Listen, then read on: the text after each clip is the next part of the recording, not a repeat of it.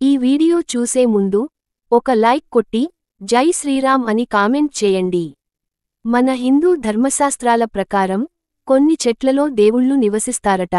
వాటినే దైవ వృక్షాలుగా భావిస్తాము. ఈ చెట్టులో ఏ దేవుళ్ళు కొలువై ఉంటారు? ఈ దేవతా వృక్షాలను పూజిస్తే ఎలాంటి శుభ ఫలితాలు కలుగుతాయి అనే విషయాల గురించి ఈ వీడియోలో తెలుసుకుందాం. ముందుగా ఈ వీడియోకి ఒక లైక్ కొట్టి మన ఛానల్ని సబ్స్క్రైబ్ చేసుకోండి. లైక్ కొట్టడం మాత్రం అస్సలు మర్చిపోకండి.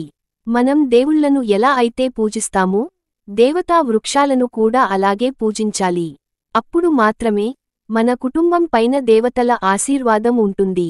కొన్ని శక్తివంతమైన దేవతా వృక్షాలను పూజిస్తే మీరు చేసే పూజలన్నీ నేరుగా దేవుని పాదాల చెంతకు చేరుతాయట. కాబట్టి ప్రతి ఒక్కరూ ఖచ్చితంగా దేవత వృక్షాలను పూజించి ముక్కోటి దేవతల ఆశీర్వాదాన్ని పొందండి. అత్యంత పవిత్రమైన మొక్కలలో తొలి స్థానం తులసి మొక్కకు ఉంటుంది. ప్రతి ఒక్కరి ఇంట్లో తులసి మొక్క ఉంటుంది. తులసి మొక్కలో 33 కోట్ల మంది దేవతలు అంటారు. ముఖ్యంగా లక్ష్మీదేవి కొలువై ఉంటుంది.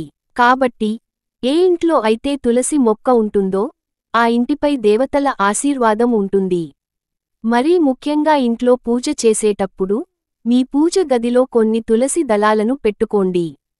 పూజ గదిలో తులసి ఆకులు పెట్టుకుంటే మీ ఇల్లంతా డబ్బుతో నిండిపోతుంది. ఇక చాలా దేవాలయాలలో రావి చెట్టు ఉంటుంది. మనలో చాలామంది దేవాలయాలకు వెళ్ళినప్పుడు రావి చెట్టుకు ప్రదక్షిణలు చేసి రావి చెట్టు కింద దీపాలు వెలిగిస్తూ ఉంటారు. అందుకు కారణం ఏమిటంటే దేవతా వృక్షమైన రావి చెట్టులో 22 కోట్ల మంది దేవతలు నివసిస్తారట. రావి చెట్టుని కల్ప వృక్షం అని కూడా పిలుస్తారు. రావి చెట్టు కింద నెయ్యి దీపం వెలిగిస్తే సకల పాపాలు నశించిపోయి మన కుటుంబానికి ఎన్నో శుభ ఫలితాలు చేకూరుతాయి. ముఖ్యంగా ప్రతి శనివారం రోజున రావి చెట్టు కింద ఒక దీపం వెలిగించి రావి చెట్టుకు నమస్కారం చేసుకుంటే అఖండ కుబేర రాజయోగం సిద్ధిస్తుంది. జాతకంలో గ్రహ దోషాలు ఉన్నవారు రావి చెట్టును పూజిస్తే చాలా మంచిది. మన హిందూ శాస్త్రాలలో తమలపాకులకు ఎంతో దైవశక్తి ఉంటుంది. తమలపాకులు ధనలక్ష్మి దేవిని ఆకర్షిస్తాయి. ఇంటి ముందు తమలపాకు మొక్కను పెంచుకుంటే చాలా మంచిది. ఎవరైతే అప్పుల సమస్యలతో బాధపడుతున్నారో డబ్బు కష్టాలతో ఇబ్బంది పడుతున్నారో అలాంటివారు తమలపాకు మొక్కను పెంచుకోండి. డబ్బు పరంగా మీ ఇంటికి బాగా కలిసొస్తుంది. దేవతా వృక్షమైన అశోక చెట్టును ఎంతో పవిత్రంగా భావిస్తారు. కామదేవుడి ప్రతీకగా అశోక వృక్షాన్ని పోలుస్తారు. అశోక చెట్టు ఆకులు తెచ్చుకొని మీ ఇంట్లో పెట్టుకుంటే ఆర్థిక సమస్యలన్నీ వెంటనే తొలగిపోతాయట. అశోక అంటే శోకం లేనిదని అర్థం. కాబట్టి అశోక చెట్టుని పూజించడం ద్వారా డబ్బు సమస్యలన్నీ తొలగిపోయి మీ ఇంట్లో పుష్కలంగా డబ్బు ఉంటుంది. అశోక చెట్టులో శివుడు ఉంటాడని నమ్ముతారు. ఇంటి దగ్గర అశోక చెట్టును పెంచుకుంటే మీ కుటుంబానికి చాలా మంచిది. ముఖ్యంగా కుజదోషాలతో బాధపడేవారు అశోక చెట్టును పూజిస్తే చాలా మంచిది. మన హిందూ ధర్మశాస్త్రాలలో జమ్మి చెట్టుకు చాలా ప్రాధాన్యత ఉంటుంది.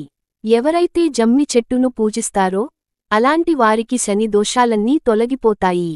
జమ్మి చెట్టు శని దేవుడికి ఎంతో ప్రీతికరమైనది. రామాయణం మహాభారతంలో కూడా ఈ చెట్టు గురించి ప్రస్తావనలు ఉన్నాయి. జమ్మి చెట్టుని పూజించి ఏదైనా పనిని చేపడితే అందులో తప్పకుండా విజయం కలుగుతుంది. మహావిష్ణువు స్వరూపంగా ఉసిరి చెట్టుని పూజిస్తారు. లక్ష్మీదేవి కన్నీళ్ల నుండి ఉసిరి చెట్టు ఉద్భవించిందట. కాబట్టి కార్తీక మాసంలో ఉసిరి చెట్టు కింద కూర్చుని వనభోజనాలు చేస్తారు. ఉసిరి చెట్టున పూజించిన వారికి లక్ష్మీదేవి అనుగ్రహం సులభంగా లభిస్తుంది. అత్యంత పవిత్రమైన దేవతా వృక్షాలలో మర్రి చెట్టు ఒకటి. దీన్నే వట వృక్షం అని అంటారు. సాక్షాత్తు ఆ సృష్టికర్త అయిన పరమశివుడు మర్రి చెట్టులో ఉంటాడని విశ్వాసం. కాబట్టి సంతానం లేని దంపతులు మర్రి చెట్టుకి కాని రావి చెట్టుకి కాని ఊయలను కడితే త్వరగా సంతాన ప్రాప్తి కలుగుతుందని నమ్ముతారు. మర్రి చెట్టు వేర్లను మీ ఇంటికి తెచ్చుకొని మీ ఇంటి గుమ్మానికి కట్టుకుంటే మీ కుటుంబానికి విపరీతమైన అదృష్టం కలిసొస్తుంది. వద్దన్నా సరే మీ ఇంటికి డబ్బు చేరుతుంది. హిందూ మతంలో వేపచెట్టుకు ప్రత్యేక ప్రాముఖ్యత ఉంది. ఒక్క వేపచెట్టును పూజిస్తే ముక్కోటి దేవతలందరూ సంతోషిస్తారట. వేప చెట్టుపైన దేవుళ్ళు నివసిస్తారని నమ్మకం.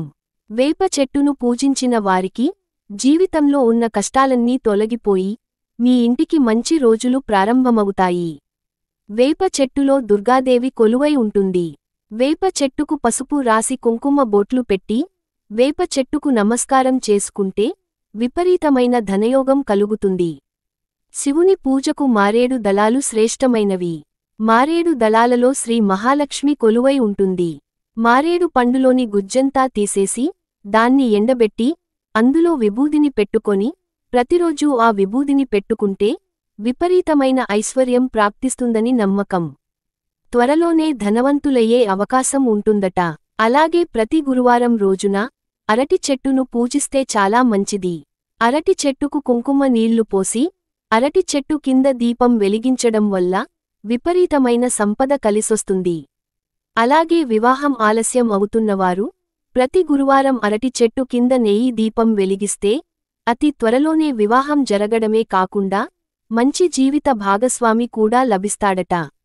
ఇంటి దగ్గర అరటి చెట్టును నాటుకుంటే మీ ఇంట్లో సుఖసంపదలు కలుగుతాయి. అరటి చెట్టులో నారాయణుడు కొలువై ఉంటాడు. తులసి మొక్కను లక్ష్మీదేవిగా భావిస్తారు. కాబట్టి అరటి చెట్టు కింద తులసి మొక్కను నాటితే మీ ఇంట్లో పుష్కలంగా డబ్బు ఉంటుంది. కలబంద మొక్కని అదృష్ట మొక్కగా భావిస్తారు. కలబంద మొక్కను ఇంట్లో పెంచుకుంటే మీ ఇంటికున్న అష్టదరిద్రాలు తొలగిపోయి మీ కుటుంబానికి అష్ట ఐశ్వర్యాలు సిద్ధిస్తాయి. ఇంటి చుట్టుపక్కల ఎండిపోయిన చెట్లు ఉండకూడదు. వీటి ద్వారా మీ ఇంట్లోకి దుష్టశక్తులు ప్రవేశిస్తాయి. ఈ వీడియో మీకు నచ్చితే లైక్ చేసి సబ్స్క్రైబ్ చేసుకోండి.